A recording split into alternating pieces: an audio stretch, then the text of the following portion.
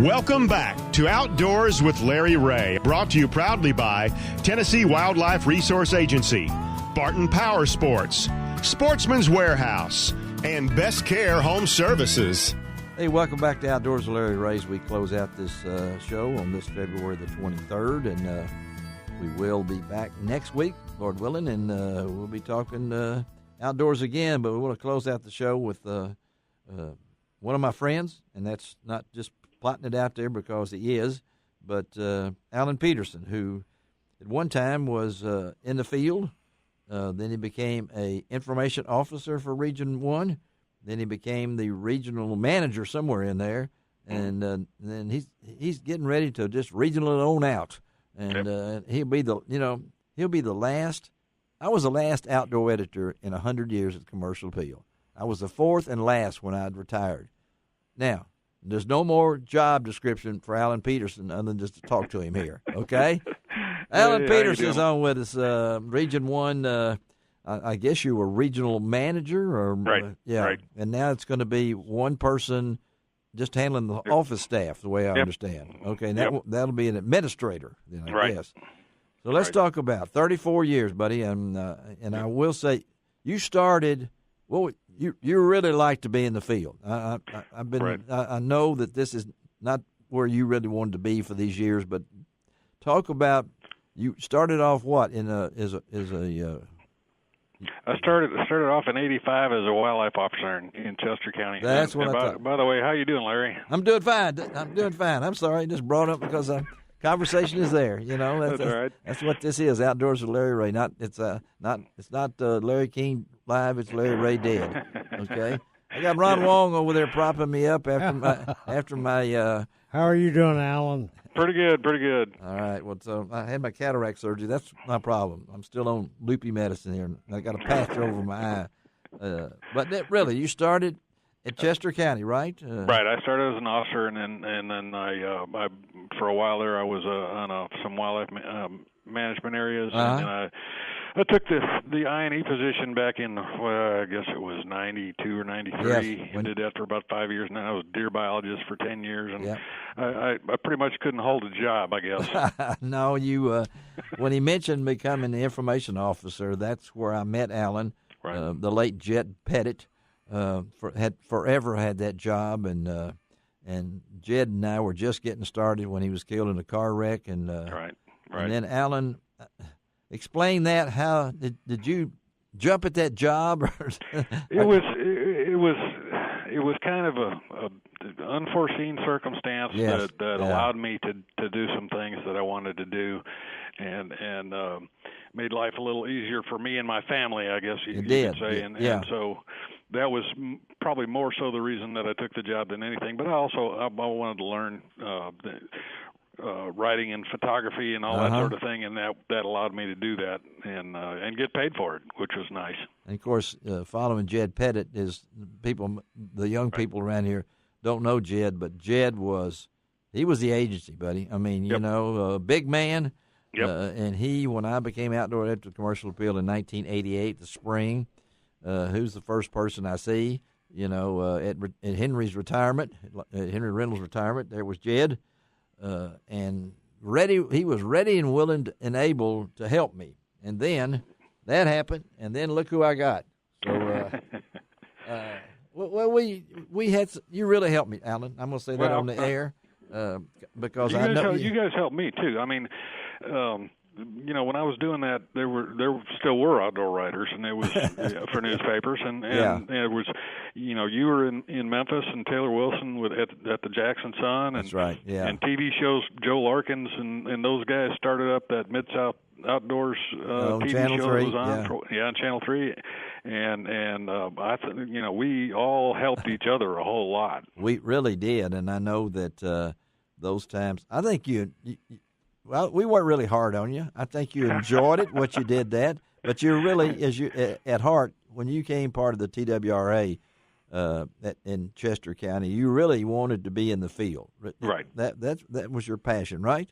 Absolutely. The part that I loved the most, looking back in my career, was I was involved in a lot of projects where we we tried to restore wildlife populations. So I was involved in a lot of turkey trapping and turning loose baby osprey and some bald eagle restoration stuff, and alligator gar and Mississippi kites, and all kinds of restoration projects to try to bring back some native populations that had declined. And that was the really fun part, was going out there and actually handling the animals and turning them loose, and then sitting back and seeing the populations build up. That was the fun part. Well, you can see if you sit back after your 30, how many years you got? 34? 34, yeah. Yeah, that's exactly the number of years I had at the paper when I retired. But I was retired from one job to 7 jobs. You know, it seems like, and everything. I don't know what your plans are and everything, but a lot of people, you know, we dealt with the Black Panther. I mean, we dealt with the cougars. You know, now the mountain lions and all these different kind of things. But it's not the same. It never is the same. And Ron will know this, that we're more social media type now. We're more get it out there. As Amy does her job, Amy Snyder Spencer comes in and does these things. Would you say that's the biggest change in your 34 years into a more get it to it now type thing? It's that, and like I said, throughout my career, most of what we were doing was trying to build populations up, and now I in some ways I almost feel sorry for the people that are going to follow me because they're dealing with problems that we didn't have to deal with. Chronic wasting disease and flying jumping carp and too many deer inside of city limits where half the people want to kill them all and the other half are feeding them. That's right. And so it's just, I think a lot of the fun stuff that we used to get to do is gone, and it's dealing with. It's a business. Yep. It really is. We're into that 3 R's, restoration, whatever it is, but R3 is what it's called right now, and everything. Again, we're talking to Alan Peterson, who's officially gone on March the 15th after 34 years in this position. So talk to us. What's Alan Peterson, the real person, now going to do? Whatever in the heck Alan Peterson decides to do. And that's going to be a day-by-day, it is, get up in the morning and figure it out process. Yeah. So where do you live? I live just south of Jackson. Okay. I still live in Chester County. I've been able to stay pretty much in the same place that I started, and even though I changed jobs a bunch, I didn't have to move, which was really nice. And now we look, in your position will not be the same.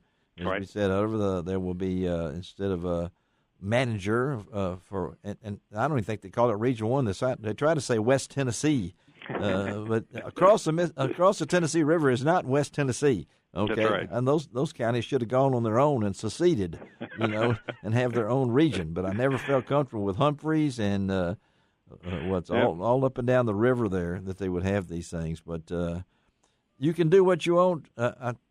You got a hobby, don't you? Absolutely. I've got some painting to do and some writing to do and some fishing to do and some turkey hunting to do. There and you some go. Kayaking and canoeing and yeah. Well, you can come down here and be on the radio sometime too. You got the radio voice. I'm not sure about the rest of you, but we're okay on that. But I think I got a little too much trouble and not enough bass. Well, that's true. You'd have to come in incognito. We'd have to put some outfit on you. Hey, buddy, thank you. Congratulations on a great career. I appreciate it, Larry, and I appreciate the friendship over the years and getting to work with you. Well, we appreciate you, too. Stay in touch. Take care of yourself, and I sure wish I could be at your party, but I might say something wrong anyway, but no. All right. Thanks, Alan. Have a great one. All right, buddy. You too. All right. Alan Peterson. Ron, when I started at the paper in that April, and I had Jed Pettit Jed was a big man, and he was trying to teach me how to be an outdoor editor, and then he got killed in the car wreck, and then Alan they threw in there, and it is what it is. I sure will miss him, but those guys have a job to do, just like Ron Wong has several jobs to do, and I know that we're going to have some fun next week because it will be first Saturday, which means that Dave Gabbert will be in the studio, and also. We don't want to forget that Gene Smith will be here too. Prayers to Vicki, his wife. She is at home with him now, but we just want to lift him up in our prayers during this time. So that'll be on next week's show, and I know I'm going to have fun on that. I'm setting up guests, and we've already set up for March the 7th, I think, Ron. Is that right? Is that the March the 7th is the big classic show. Yeah, can't wait to get the. I don't know who's Ron's going to round up, but it'll be fun, and we're going to talk about the classic. And where's the classic going to be this year? It is going to be in Knoxville, Tennessee. How about that? Absolutely. Yeah. The weigh-in is going to be a drive-through weigh-in at Thompson Bowling Arena. Oh, get out on of there. campus. Yeah, Really? that's right. They're going to come in there? And They're going to put down dirt on the floor or something? I guess that's what they're going to do. I'm going to 26,000 people. So yeah. That's gonna be pretty awesome. And the expo will be downtown at the Civic Center. Yeah. But I will tell you, we're going to have a great preview show. Yeah. You're going to line them up. We're going to have some people. It's going to be very interesting this year. Y'all heard very that. Unique, classic, and we're going to have a lot of fun. And then come see me next Saturday after Larry's show at 1:30 at the Bass Pro Shop on Macon Road.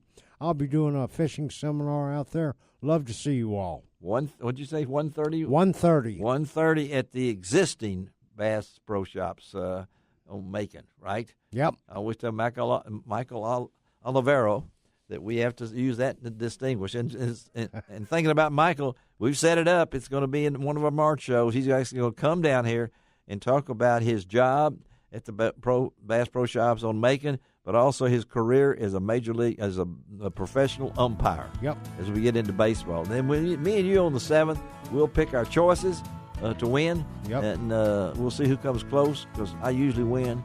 But no, I don't. No, I don't. Taking him on. Shelby McCall, thank you for taking care of us. This is Larry Ray reminding you that I do every other week, and that is, it doesn't take an extra cent to be a good sport. And what else? God bless the USA.